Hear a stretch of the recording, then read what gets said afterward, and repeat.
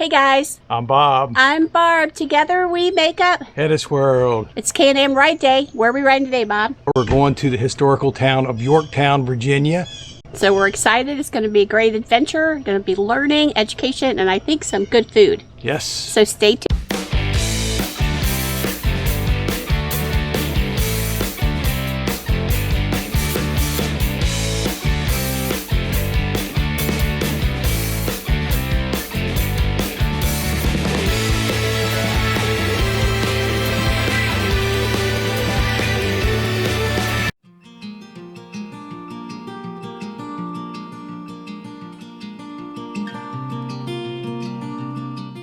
We are in the Chesapeake Bay area, and Virginia is gorgeous in the fall.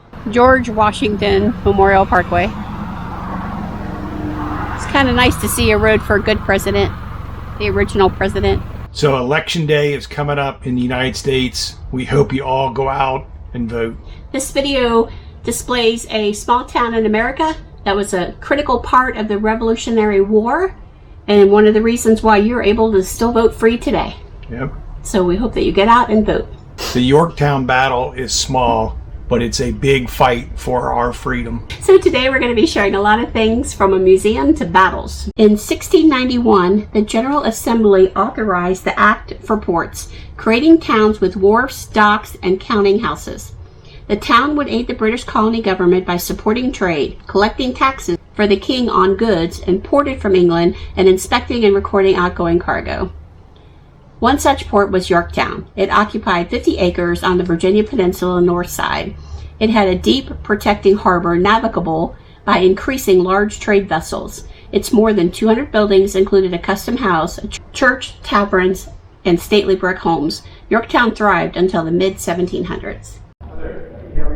So the museum tour starts out with like a short 15-minute film, and it is super emotional. It's even hard to talk about. Yeah, it kind of goes over the Revolutionary War, which was fought from 1775 to 1783. And it was fought by white, black, Indian, all walks of life.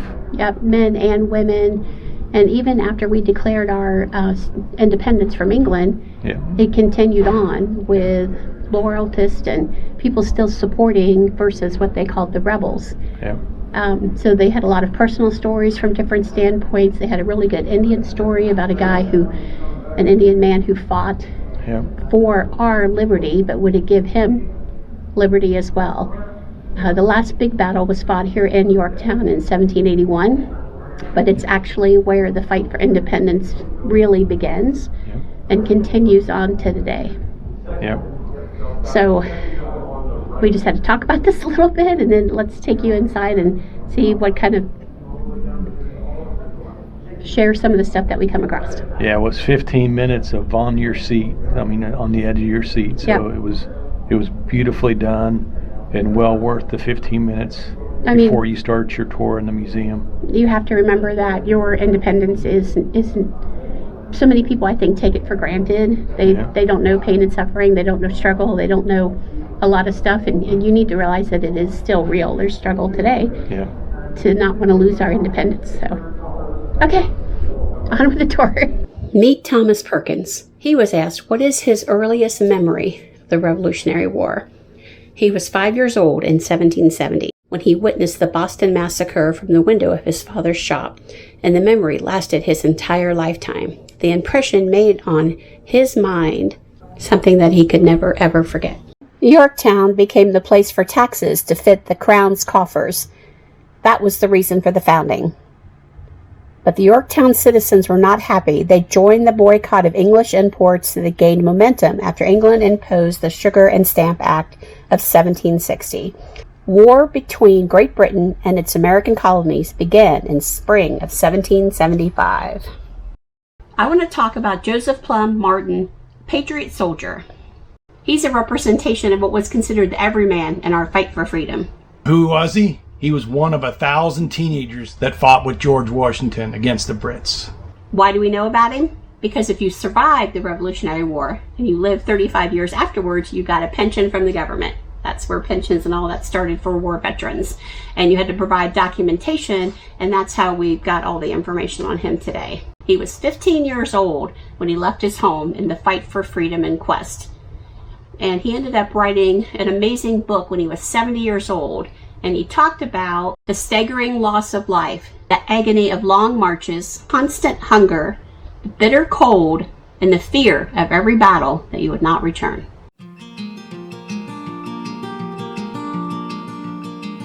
So I found this to be very interesting right here. This is Washington crossing the Delaware, a very famous painting that you can see right here. But the museum does show and talk about inaccuracies. So it might be hard to see. So let me show you this and I'll talk about what they are. The ice on the Delaware River is usually smoother. The German artist who painted this painted it more like the Rhine over in Germany. The rowboat in the painting emphasizes the danger of crossing. The boats the army used had higher sides. The artist painted a flag that was familiar, symbol of the American Revolution. Symbol of the American Revolution, okay. The flag actually used at that time was the Grand Union flag. So this is the flag. Oh, don't touch the actual painting. That was the flag that they painted, but I'll insert a picture here of there. And this is the flag that they actually would have carried. All right. Washington would probably not have stood in the boat, but the artist may have wanted to show his bravery and leadership. As a child, I was always fascinated by this because I was assured that he had stood and had crossed the Delaware River standing, but that's okay. He's still one of my heroes, does not need to be standing to prove it. This is something I find fascinating about this museum, is there's a lot of interaction for adults and for kids, but they're giving you, it's almost like a window into it. Yeah. So it's kind of you getting a window looking into life at that time. Bob, it's very important that we get this Declaration of Independence printed. I'm going to be putting ink on here, and I'm going to be getting this ink on here so we can get this printed, and we've got to get this out to people right away. Right away. Next, I need paper. Couldn't you imagine being 15 and knowing that you're probably not going to live? Yeah. You think of your own kids today, teenagers, and playing football, having fun, whatever, going to high school, and getting ready to learn how to drive. And this guy's out there in the bitter cold with worn out shoes and everything else fighting. Yeah, I mean, you took a muzzle ball back then, you were going to lay there and die of probably gangrene or something. Yeah, it's slowly. Slow death. It's just horrible what our early Americans went through. For our freedom. Yeah. So the Yorktown pub was built in 1951. That's where all the regulars eat. And it was really good. Whenever you're someplace traveling, you always want to find out where the regulars eat because that's where the really good food is. Yep. I'm going to do a little insert right here because in Virginia, I've discovered hush puppies again, and I hadn't had hush puppies forever. And by the time I left Virginia, like a month later, I could not eat another hush puppy. There were so many hush puppies in Virginia. Barb will eat a hush puppy as long as there's no seafood in it. Yeah, that's right. So after the museum and then having an amazing meal here, where do you go, Bob? You go to the Yorktown beach. Right across the street.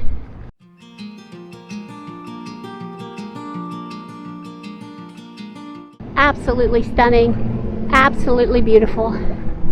Definitely a place to come. I had no idea that this was here. And anytime there's water at a beach, I'm in. York is under siege. Early in October, the French-American forces closed their grip on the besieged British army in Yorktown and bombarded the town with their combined artillery. Incessant shellfire drove townspeople to seek shelter under this bluff and forced the British commander, Lord Cornwallis, to move his headquarters to a nearby cave. The end came quickly, but the British surrendered on October 19th. Yorktown returned to peace, but never to its former prosperity. Yorktown under siege in 1781.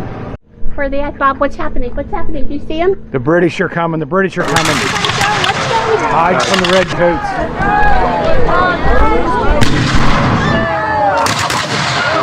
At York on October 19, 1781, after a siege of 19 days by 5,500 Americans and 7,000 French troops, 3,500 Virginia militia, under command of General Thomas Nelson and 36 French ships of war, Earl Cornwallis, commander of the British forces at York and Gloucester, surrendered his army, 7,251 officers and men, 840 seamen, 244 cannons, and 24 standards to George Washington, Commander-in-Chief of the Combined Forces of America and France. Yorktown Victory Monument. This monument was authorized by Continental Congress October 29, 1781, just after the news of surrender reached Philadelphia. Actual construction began 100 years later and was completed in 1884. The original figure of Liberty atop the Victory shaft was severely damaged by lightning. A new work replaced it in 1956. Wow! The shaft of the main granite is 84 feet in height, to which Liberty added another 14 feet.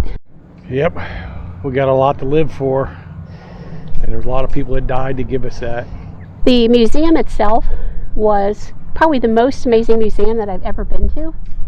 Yeah, it was really neat. It had a lot of interactive, it had a lot of movies, it had a theater that gave you a little sense of your surroundings, like a, I guess it's called a 4D theater. Yeah, 4D theater, so it had the seats that shaked a little bit, and yeah. It had some steam, and felt the cannonballs blowing, and the image and cool. Everything.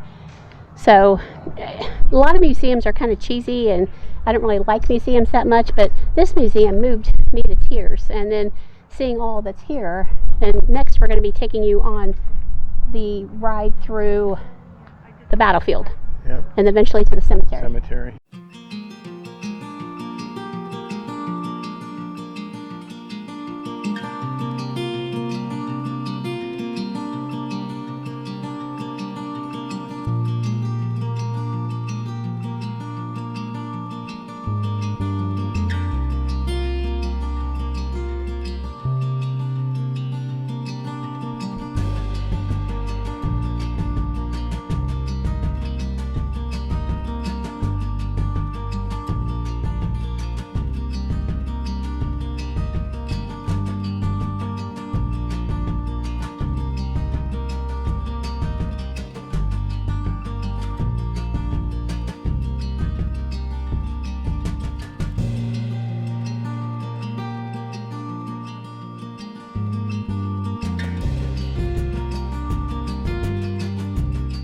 So the battlefield is definitely made up of stops. You can drive through it along the way, but it gives you different places where British were versus the Americans. I guess these are mounded up, or it's being restored. So as you can see, I can only go so far probably, how it's mounded up here. Like, to give you an idea, this is a trench. Probably not original trench anymore, but there's trenches in here where they're mounted up and down, and that way they had a place to hide while they were shooting stuff back and forth over. So the American and French. The earthworks in front of you and across the open plains played an integral part in the battle. And the story goes, as we told, is that the British had a stronghold here, and the Americans came in with the French, and they got as close as they could, and they started digging these earthwork trenches or whatever. Worked their way closer to the British. Yep, until they got close enough that they snuck over in the night. Charged them. Yep. Run them out of York.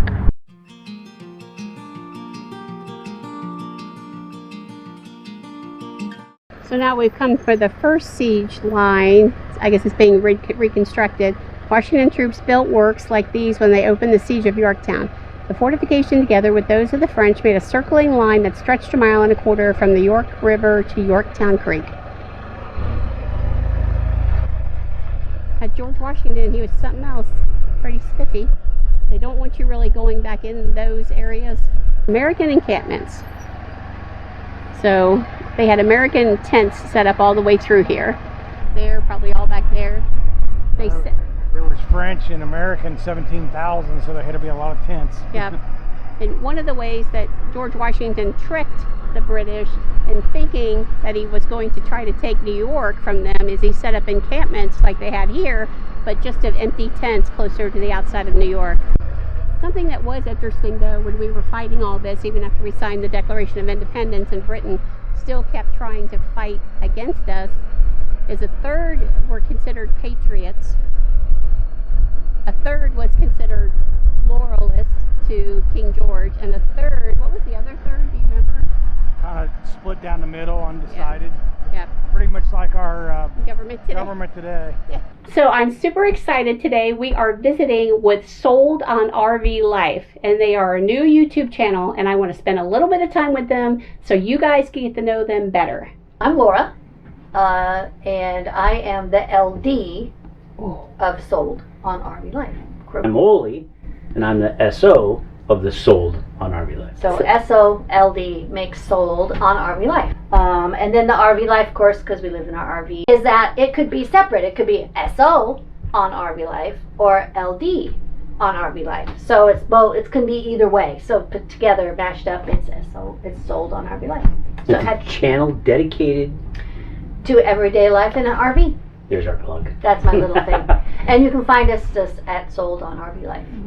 So how did you guys decide to do YouTube? What is your decision factor for getting that started? That was me. I'm the one that decided. And really it's because I started watching YouTube. Because I'm a bored lady in an RV. And some friends of ours started a YouTube channel. And I started watching their channel. And the thing that struck me was that they grew a community of people that that just kind of they call themselves the Framily because they're all friends and like family, and they're homesteaders. So we knew them personally, but then I just saw what YouTube could do as far as bringing people together and getting people to know each other, and I kind of wanted that. People watch TV all of the time. We watch dramas, we watch soap operas, whatever. We get so totally involved in these make-believe people. Well, on YouTube, these are real people, and they're real lives. And I find myself, when someone's excited about something, I'm excited too. And I think it's just it's just real. And he didn't want to have anything to do with it at first. And that was fine. He brought out the equipment. There is a video about that on our channel about, it's a very short one about what happened when I said I wanted to start a YouTube channel. So there's that. But then when we were at our friends, the homesteaders who have the YouTube channel, we were there visiting, and the husband Jason was filming, and Spencer handed him something, I think a knob or something, jumped right in and said hi, and that was kind of the end of it. Where you started with RVs. Is this your first RV? Kind of fill us in. Okay, go ahead. The history. The history. Well, we were living in Georgia at the time. I was stationed at Fort Benning. I was in the Army, and we knew that I was getting ready to retire. I wanted a boat, live on a boat, and Mama said no. She said, I want an RV. Well, okay. So we started doing some looking, but this was right during the height of COVID. And so we were getting closer and closer to that retirement time. We knew we weren't going to keep the house in Georgia. We wanted to, but Georgia was not a place that we wanted to retire to. So we went down to the local dealer that was there and bought a travel trailer. So that's how we started. Had 2 bathrooms. Yeah, That 2 was bathrooms like, and a bunkhouse. And a bunkhouse. Which That was neat. like That's what we wanted. styling, man. Because I had my space, she had her space. So we had that, and then we had to get a truck to pull it because I wasn't going to be able to pull that trailer. So I went down to the Toyota dealer, believe it or not, and they had a used truck there. Well, long story short, we're heading from Texas up to see one of the kids up in Nebraska, and the transmission goes out in the truck. The truck blows up. They bought it back from us. Then we found Big Red, Scarlet. And so we ended up buying that. Well, then it was, hey, we can have a fifth wheel now. Well, that Scarlet is a dually diesel 3500, so it's a beast. It's a beast. Go look at our channel, you'll see. We ended up with what we are now, which is the fifth wheel. So that's how we kind of, in a real short, that's how we got into RVing. It was, hey, the Army's saying you're done, you're medically broke, you got to go home. And where are we going to retire? Oh, I don't know. Well, let's do it on the road. And so we did it on the road. What's the name of the truck again? Scarlet. And does the RV have a name? Hizzy. Hizzy. The Hizzy. I got the name to Hizzy. She named the truck. What is the doggy's name? Oh, Sadie. Oh, sorry, baby. I was gonna say, introduce your dog. Yeah, this is Sadie. She's the princess of it all. My last question is, what do we expect to see on your channel? What are you going to be showcasing? Well, my originally was was dedicated to real life in an RV, because we don't just travel. We often sit for long periods of time. That's how you live. It's not there's day-to-day stuff that I don't see a lot of channels talking about it. To me, I see a lot of travel, a lot of reviews, products, mods, which we will do some of those too, but that really is just, they would be because it's part of our life, not because, or because something broke, or this is what we use because we like it, not because we think everyone needs it. I started thinking that if I was in a stick and brick home, what would I be doing if I was doing a channel? It would be about my homemaking. It would be about my crafts and that type of stuff too. I definitely have their channel linked below in the description. You have got to check them out. You've got to sign up and you've got to follow them, because I don't know anybody else that's, kind of doing RV lifestyle kind of homesteading. So it's going to be really interesting to watch and really interesting to learn. This is the diva, by the way, and this is the producer and editor of everything over here. So we hope you like this video. Please give it a thumbs up. Smash up that notification bell. Bob wants you to Give us your comments. Yep, definitely. Have you seen them? Have you checked them out? Let us know. And let us know anything else on the rest of the video that you want to share with us. So guys, remember, we're HetteshWorld. Come Come travel in our world. Bye!